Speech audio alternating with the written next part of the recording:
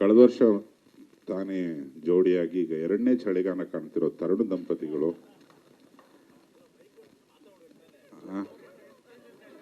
ಆಮೇಲೆ ಮಾತಾಡ್ತೀನಿ ಅಂದ, ಇವಾಗ ಹಿಡ್ಕತ್ತಾನೆ ವಿಜಯ್ ಬಂದು. ಇಲ್ಲ, ನೀವು ನಮಗೆ ಕೇಳ್ತಾ ಇರೋದು ಒಂದು ಕಡೆ, ನನ್ನ ಒಡನಾಟ ನಿಮ್ಮ ಜೊತೆ ಜಾಸ್ತಿ ಇದೆ, ಎಲ್ಲ ಸಾಂಗ್ಗಳು ಬರ್ಸಿದೀವಿ ಅವಾಗಿಂದನು.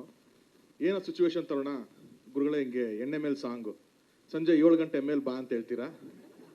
ಅದೇ ಥರ ಒಂದು ವಾತಾವರಣದಲ್ಲಿ ನಮಗೆ ಖಾಲಿ ಕ್ವಾರ್ಟರ್ ಬಾಟ್ಲ್ ಆಗಿರ್ಬೋದು ಅಥವಾ ಅಲ್ಲಾಡ್ಸು ಎಲ್ಲ ಆ ಥರದೇ ಮಧ್ಯಾಹ್ನ ಆದ್ರೂ ಅದೇ ಥರ ವಾತಾವರಣ ಇಟ್ಟಿದ್ರಿ. ಯಾವುದೋ ನಾವು ಕಣ್ಣು ಹೊಡೆಯೋಕ್ಕೆ ಬರೀಬೇಕಾದ್ರೆ ಹುಬ್ಳಿ ಭಾಷೆ ಕೇಳ್ಕೊಂಡು ನೀನು ಹುಬ್ಳಿ ಭಾಷೆ ಮಾತಾಡೋ ಅಂತ ಹೇಳಿ ಒಂದು ಇನ್ಸ್ಪಿರೇಷನ್ ತೊಗೊಂಡು ಬರೀತಿದ್ರಿ. ಈ ಸಾಂಗ್ ಇನ್ಸ್ಪಿರೇಷನ್ ನೀವೇನು ಹೇಳಿ ಸರ್ ಫಸ್ಟು? ನಮ್ದು ಬಿಡಿ, ಈ ಸಾಂಗ್ ಬರಿಬೇಕಾದ್ರೆ ಜಡೇಶ್ ಏನ್ ನಿಮ್ಗೆ ಎಕ್ಸ್ಪ್ಲೇನ್ ಮಾಡಿದ್ರು, ನೀವ್ ಇನ್ಸ್ಪಿರೇಷನ್ ಹೆಂಗ್ ತಗೊಂಡ್ರಿ? ಇದು ಜಡೇಶನ್ ಕಳ್ಸಿದ ಮೇಲೆ ಬರ್ದಿರೋ ಸಾಂಗ್ ಅಂತ ನನಗೆ ಗೊತ್ತಿದ್ದು. ಇದು ನಮ್ಮನ್ನೆಲ್ಲ ಟೇಬಲ್ ಮೇಲೆ ಕೂರ್ಸ್ಕೊಂಡು ಬರೀತೀರಾ ನೀವು? ಭಟ್ರು ಬರೆಯೋದು ಹಿಂಗೆ. ಇದ್ಯಾಕೆ ಇದು ತೋರಿಸ್ಬೇಡ, ಇದು ಸೆನ್ಸರ್ ಪ್ರಾಬ್ಲಮ್. ಅದೇ ಬರೀ ಭಟ್ರು ಹಿಂಗೆ, ಇದು ಜಡೇಶ್ ಬೆಳಗ್ಗೆ ಬರ್ಕೊಡ್ತೀನಿ ಹೋಗು ಅಂತ ಕಳ್ಸಿರೋ ಸಾಂಗ್ ಹೇಳಿ. ಇಲ್ಲ, ನಾವು ತುಂಬಾ ಉನ್ನತ ಮಟ್ಟದ ಚರ್ಚೆ ಮಾಡಿದ್ವಿ ನಾನು ಮತ್ತೆ ವಿಜಿ. ಒಂದು ಸಾಮಾಜಿಕ ಉತ್ಕ್ರಾಂತಿ ಆಗ್ಬೇಕಂತದೊಂದು ಮಟೀರಿಯಲ್ ಹೇಳೋ ವಿಜಿ ಅಂದಾಗ, ಸರ್ ನಮ್ಮವು ನಿಮ್ಮವೇ ತೆಗೆದ್ರೆ 5 ನಿಮಿಷಕ್ಕೆ ಬಂದ್ಬಿಡ್ತದೆ ಅಂದ. ಯಾವುದೋ ಒಂದು ಬಿಡು ಅಂದೆ. ವಿಜಿ ಮತ್ತೆ ನಾನು ಇಬ್ಬರೇ ವೈಯಕ್ತಿಕವಾಗಿ ಮಾತಾಡೋದನ್ನ ಯಾರನ್ನ ಕೇಳ್ಬಿಟ್ರೆ ಕಿವಿ ಕಿತ್ತೋಗ್ಬಿಡ್ತವೆ ಸರ್. ಅದು ಎಂದೆಂದೂ ಮುಗಿಯದ ಒಂದು ಅಗಾಧವಾದ ಸ್ನೇಹ. ಆಮೇಲೆ ನಾನು ಹೇಳಿದಾಗ ಆಗಲೇನೆ, ನಾನ್ ಲೋಫರ್ ಅಂದ್ರೆ ನಮ್ಮ ಅಪ್ಪ ಅವನು ಅಲ್ಲಿ ಕೂತ್ಕೊಂಡು ಒಳ್ಳೇದಾಗ್ಲಿ ಮಗನೇ ಅಂತ. ಅಂದ್ರೆ ಆ ವಿಜಿ ಸಹವಾಸದಲ್ಲಿ, ಅಥವಾ ನನ್ನ ವಿಜಿ, ದುನಿಯಾ ಸೂರಿ, ಗಣಪ, ಇವು ಎಲ್ಲರೂ ಒಟ್ಟೊಟ್ಟಿಗೆ ಏನಿಲ್ಲದ ಕಾಲದಿಂದ ಏನೇನೆಲ್ಲ ನೋಡ್ಕೊಂಡ್ ಬಂದು ನಮಗೆ ಯಶಸ್ಸು, ಸೋಲು, ಮದುವೆ, ಮಕ್ಕಳು ಎಲ್ಲವನ್ನು ನೋಡಿರೋ ಒಂದು ಪ್ಯಾಟರ್ನ್ ಇದೆಯಲ್ಲ, ಅದು ಜಡೇಶಂಗ್ ಸಿಂಕ್ ಆಗಿಲ್ಲ ಬಿಗಿನಿಂಗ್ ಅಲ್ಲಿ. ನನ್ನ ಮಕ್ಳು ಏನ್ ಒಂದ್ ಮಗು ಇದೆ ಅಂತ ಹೇಳ್ದ ಕಣ ಅವನು. ನನಗೆ ಇಷ್ಟು ದೊಡ್ಡ ಮಗು ಇದೆ ಅಂತ ಗೊತ್ತಿರ್ಲಿಲ್ಲ ಅದು ರೇವಿಜಿಗೆ. ನಿನ್ ಪುತ್ರಿನೇ ಅಲ್ವಾ ಮಾಡಿರೋದು?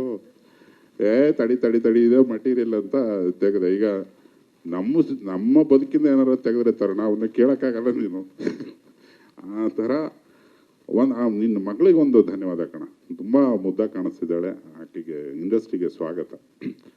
ಯಾಕಂದ್ರೆ ಅಲ್ಲಿ ಕ್ಲೀನಾಗಿ ನಮಗೆ ಒಂದು ಚಾರ್ಟೇ ಸಿಕ್ಬಿಡ್ತು. ಪ್ರತಿಯೊಬ್ಬ ದಂಪತಿಗಳ ಬದುಕಲ್ಲಿ ನಡೆಯುವಂಥ ಒಂದು ತುಂಬಾ ಅನ್ಅವಾಯ್ಡಬಲ್ ಸಿಚುವೇಶನ್ಸ್ ಅನ್ನ ಸಾಂಗ್ ಮಾಡಿದಾಗ ಎಲ್ರಿಗೂ ದೊಡ್ಡ ಲೆವೆಲ್ಗೆ ಲೇಟ್ ಆಗುತ್ತೆ. ಆಮೇಲೆ ಜಡೇಶ ತುಂಬಾ ಎದೆ ತಟ್ಕೊಂಡು ಹೇಳ್ತಾನೆ, ಈ ಚಿತ್ರನ ಫ್ಯಾಮಿಲಿಗಳು ಮುಗಿಬಿದ್ದು ನೋಡ್ತವೆ ಅನ್ನೋ ಒಂದು ಹೆಮ್ಮೆ, ಒಂದು ಪ್ರೀತಿ ಇದೆ ಅವ್ರಿಗೆ ಸಿನಿಮಾದಲ್ಲಿ. ಆಮೇಲೆ ಫ್ಯಾಮಿಲಿ ಕ್ರೌಡನ್ನ ನಾವು ಎಳಿಬೇಕು ಅಂದ್ರೆ ಅದಕ್ಕೆ ಸರಿಯಾದಂಥದ್ದೊಂದು ತುಂಬಾ ಕ್ಯೂಟ್ ಆದ್ದು, ತುಂಬಾ ಡಿಗ್ನಿಫೈಡ್ ಆದ್ದೇನೋ ಒಂದು ಪೋಣಿಸ್ಬೇಕು. ಇಲ್ಲಾಂದ್ರೆ ಮನೆ ಹತ್ರ ಬಂದ್ಬಿಡ್ತಾನ ಅವ್ನು, ಸರಿ ಇಲ್ಲ ಅವ್ನು ಜಡೇಶ. ಅದನ್ನೆಲ್ಲ ಯೋಚನೆ ಮಾಡಿ ವಿಜಯ ಹೊಸ ಮನೆ ಅಟ್ಟದಲ್ಲಿ ತಯಾರಾದದ್ದು ಇವೆಲ್ಲ ಇತ್ತು. ಮತ್ತೆ ನಾನು ವಿಜಯ್ ಸೇರಿದಾಗ ಇನ್ನೇನೇನು ಇರ್ತವೆ ಅನ್ನೋದು ನಿಂಗೆ ಗೊತ್ತೇ ಇಲ್ಲ. ಒಂದು ದಿವಸ ಕೆಡ್ಕೊಳ್ಳೋಣ ವಿಜಯನ್ನ. ಹೋಗ್ಲಿ ಬಿಡಿ, ಮೇನ್ ಮ್ಯಾಟರ್ ಬಿಟ್ಟು ಬೇಕಿದೆಲ್ಲ ಹೇಳಿದ್ರಿ. ಆದ್ರೂ ನಾನು ಸಾಂಗ್ ಬಗ್ಗೆ ಹೇಳ್ತೀನಿ. ಎಲ್ರಿಗೂ ನಮಸ್ಕಾರ. ಲ್ಯಾಂಡ್ ಲಾರ್ಡ್ ಸಿನಿಮಾ ಇದು ಜಡೇಶ್ ನಿರ್ದೇಶಕರು ಹೌದು, ಬಟ್ ಇದು ಯಾವಾಗಲೂ ನನ್ನ ಸಿನಿಮಾ ಥರ ಅನಿಸ್ತಾ ಇರುತ್ತೆ ನನಗೆ. ಅಷ್ಟು ಹತ್ರ ನಂಗೆ ಜಡೇಶ್ ಇದು ಯಾವಾಗಲೂ. ನಾನು ಯಾವಾಗಲೂ ಹೇಳ್ತೀನಿ ನಮ್ಮ ಆಫೀಸ್ ಸಿನಿಮಾನೇ ಇದು ಅಂತ ಅಂದ್ಬಿಟ್ಟು ಹೇಳ್ತಾ ಇರ್ತೀನಿ. ಜಡೇಶ್ ಆಫೀಸು ನಮ್ಮ ಆಫೀಸ್ ಒಂದು ರೋಡ್ ಆ ಕಡೆ ಈ ಕಡೆ. ಸೊ ಹಲವಾರು ಡಿಸ್ಕಷನ್ಗಳು ಇದೆ, ಎಲ್ಲಾದ್ರ ಬಗ್ಗೆನೂ ತುಂಬ ಶೇರ್ ಮಾಡಿ ಇದು ನಮ್ಮದೇ ಸಿನಿಮಾ ಅನ್ನೋ ಥರದ್ದು ಒಂದು ಫೀಲಿಂಗ್ ನನಗೆ ಯಾವಾಗಲೂ. ಸೊ ಆ ನಿಟ್ಟಿನಲ್ಲಿ ನನಗೆ ತುಂಬ ಕಾನ್ಫಿಡೆನ್ಸು ಈ ಸಿನಿಮಾ ಮೇಲೆ. ವಿಜಯ್ ಇಲ್ಲಿವರೆಗೂ ಎಲ್ಲ ಥರ ರೋಲ್ಸ್ ಮಾಡ್ಕೊಂಡು ಬಂದಿದ್ದಾರೆ, ಬಟ್ ಇದು ತುಂಬ ಚಾಲೆಂಜಿಂಗ್ ರೋಲ್ ವಿಜಯ್ ಅವರಿಗೆ. ಆ್ಯಂಡ್ ವಿಜಯ್ ಓಕೆ ಲಾಸ್ಟ್ ಒಂದು 2-3 ಸಿನಿಮಾ ಹುಡುಗರಿಗೆ ಎಲ್ಲ ಪಡ್ಡ ಐಕಳಿಗಳಿಗೆಲ್ಲ ಫುಲ್ ಹಂಗೆ ಹಿಂಗೆ ಬಲೆ ಹಾಕಿ ಎಳೆದು ಹಿಂಗೆ ಇಟ್ಕೊಂಡ್ಬಿಟ್ಟಿದ್ದಾರೆ. ಈ ಸಿನಿಮಾ ಪಕ್ಕಾ family audience, Vijay first day ಬರೋ ಥರದ್ದು ಒಂದು ಸಿನಿಮಾ ಇದು. ಆ್ಯಂಡ್ ಅದನ್ನು ತುಂಬ ಧೈರ್ಯವಾಗಿ ನಾನು ಹೇಳ್ತೀನಿ. ಆ್ಯಂಡ್ ಸಾಂಗ್ ಬಗ್ಗೆ ಅಂತ ಬಂದಾಗ, Ajju is the hero of this song. Ajaneesh ಅವರು ಯಾರೋ ಪ್ರೊಡ್ಯೂಸರ್ ಅಂದರು ಲೇಟಾಗಿ ಕೊಟ್ಟರು, ಲೇಟೆಸ್ಟ್ ಆಗಿ ಕೊಡ್ತಾರೆ ಅಂತ. ನಾನು ಇದೊಂದು ಓಪನ್ ಸ್ಟೇಜ್ ಮೇಲೆ ಹೇಳ್ತೀನಿ, ಖಂಡಿತವಾಗ್ಲೂ ಯಾವ ಮ್ಯೂಸಿಕ್ ಡೈರೆಕ್ಟರ್ಸ್ಗಳದ್ದು ತಪ್ಪಿಲ್ಲ ಸರ್ ಲೇಟಾಗಿ ಕೊಡೋದು. ನಮ್ಗಳು ತಪ್ಪು ಸರ್ ಡೈರೆಕ್ಟರ್ಗಳು. ನಾವು ಟ್ಯೂನ್ ಓಕೆ ಮಾಡಲ್ಲ, ಇದು ಇನ್ನೊಂದು ಮತ್ತೊಂದು ಇನ್ನೊಂದು ಮತ್ತೊಂದು ಅಂತ ನಾವು ಕರೆಕ್ಷನ್ ಮಾಡ್ತಿರ್ತೀವಿ ಸರ್. ಫಾಲ್ಟು ನಮ್ದಿರುತ್ತೆ, ಆನಂದ ಪಟ್ಬಿಟ್ಟ ಅಚ್ಚು. ನಮ್ದಿರುತ್ತೆ. ಅವ್ರೊಂದು ಸಿಂಗರ್ ಆಡ್ಸಿದ್ರೆ ಸರ್ ಇದು ಓಕೆ ವಾಯ್ಸ್ ಇನ್ನೊಂದು ಚೂರು ಏನಾದ್ರು ಬೇರೆ ಹೌದಾ ಸರ್, ಅವರು ಹಗಲು ರಾತ್ರಿ ಕಷ್ಟಪಟ್ಟು ನಾನು ಎಲ್ಲ ಮ್ಯೂಸಿಕ್ ಡೈರೆಕ್ಟರ್ಗಳ ಜೊತೆ ವರ್ಕ್ ಮಾಡಿದ್ದೀನಿ. ಸೊ ನಾನು ಅವ್ರ ಪರವಾಗಿ ಹೇಳ್ತೀನಿ, ಸಾಂಗ್ ಸರ್ ನಾವು ನಿಮ್ಮ ಹತ್ರ ಬಂದಾಗ, ಪ್ರೊಡ್ಯೂಸರ್ ಹತ್ರ ಬಂದಾಗ ಸರ್ ಮ್ಯೂಸಿಕ್ ಡೈರೆಕ್ಟರ್ ಕೊಡ್ತಾ ಇಲ್ಲ ಸರ್ ಸಾಂಗ್ ಅಂತ ಹೇಳಿರ್ತೀವಿ, ನಮ್ದು ಇರುತ್ತೆ ಸರ್ ಅಲ್ಲಿ ಎಫರ್ಟು. ಸೊ ಹಾಗಾಗಿ ಬಟ್ ಅಂತ ಲಾಸ್ಟ್ ಮೂಮೆಂಟ್ಗಳಿದ್ದಾಗಲೂ ಅದ್ಭುತವಾದಂಥ ಸಾಂಗ್ಸ್ ಕೊಡೋದ್ರಲ್ಲಿ ಅಜ್ಜು ಕೂಡ ತುಂಬಾ is given a great song ಇಲ್ಲಿ. ಸೊ ಅದೊಂದು ಅಂಡ್ ಬಟರ್ ಕಾಂಬಿನೇಷನ್. ಬೆಳಗ್ಗೆ ಸಂಜೆ 4 ಗಂಟೆಗ ಸರ್ ಹಾಡಿರೋದೇ ಬೆಳಗ್ಗೆ 4 ಗಂಟೆಗೆ. ಬೆಳಗ್ಗೆ 4 ಗಂಟೆಗೆ ಅದು ಸಾಕ್ಷಿ ನಾನೇ ಆಡಿಸಿದ್ದು ಸರ್. ದಯವಿಟ್ಟು ಕ್ಷಮಿಸಿ, ಈ ತರ ತುಂಬಾ ವರ್ಷದಿಂದ ಈ ಬಾರನ್ನ ಎತ್ಕೊಂಡಿದ್ದೆ ಮನಸ್ಸಲ್ಲಿ. ನನ್ನ ಪರವಾಗಿ ಧ್ವನಿ ಎತ್ತಿದ್ದಕ್ಕೆ ಏಕೈಕ ಬ್ಯಾಚುಲರ್ ಬೇರೆ ನಾನು.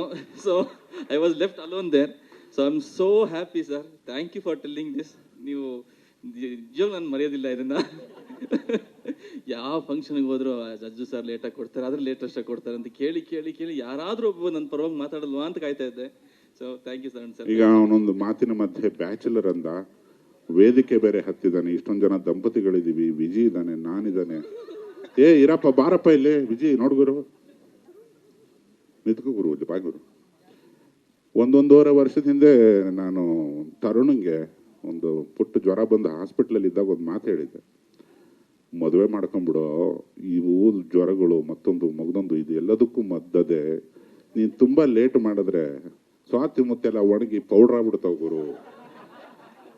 ಅದನ್ನ ತುಂಬಾ ಸೀರಿಯಸ್ ಆಗಿ ತಗೊಂಡು ಅವನು ಮದುವೆ ಆಗಿದ್ದಾನೆ. ಇದನ್ನ ನಾನು ಹೇಳಿದ್ದೇನೆ, ಕರೆಕ್ಟಾಗಿ ಹೇಳು. ಅದನ್ನ ಲಿರಿಕ್ ಮಾಡೋದಕ್ಕೂ ಪ್ರಯತ್ನ ಪಟ್ವಿ. ಒಪ್ಕೊಂಡಂತ ಹುಡುಗಿ ದಂಪತಿಗಳು ಸುಮಾರು ಜನ ಮದುವೆಗೆ ಬಂದಿಲ್ಲ, ಎಲ್ಲ ಶುಭಾಶಯ ಕಣ.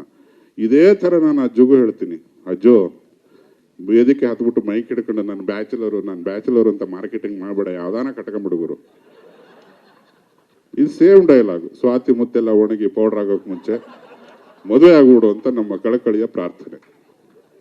ಈ ಸಿನಿಮಾ ಈ ಹಾಡಿಂದಾದ್ರೂ ಮದುವೆ ಆಗಲಿ ಅನ್ನೋದು ನಮ್ಮ ಸಮಸ್ತ ತಂಡದ ಒಂದು ಆಶಯ ಗುರು.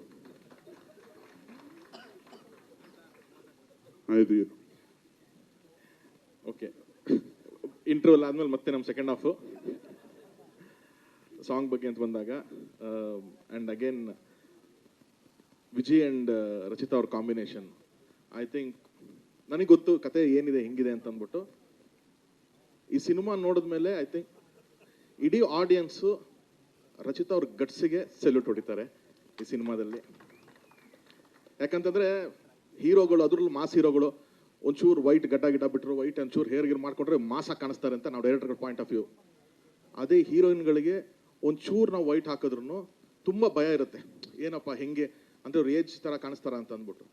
ಅಂಥದ್ದು ಇವತ್ತು ಅವ್ರ ಪೀಕಲ್ಲಿ ಇರ್ಬೇಕಾದ್ರೆ Kannada industry one of the top actress ಆಗಿದ್ದಾಗ ಕೂಡ ನಾನು ಈ ತರ ಒಂದು ರೋಲ್ ಒಪ್ಕೊಂಡಿರೋದಕ್ಕೆ ಡಬಲ್ ಗುಂಡಿಗೆ ಬೇಕು ರಚಿತಾ.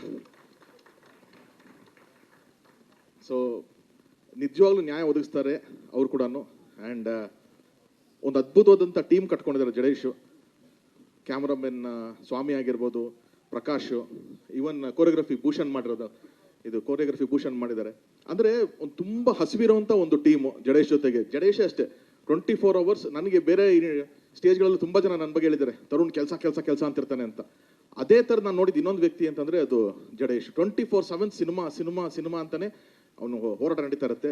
ಈ ಸಿನಿಮಾಗೂ ಅಷ್ಟೇ ಅವ್ನು ಫಸ್ಟ್ ಇಂದನೂ ಒಂದು ಹೋರಾಟದ ತರನೇ ಈ ಸಿನಿಮಾ ಮಾಡ್ಕೊಂಡ್ ಬಂದಿದ್ದಾನೆ.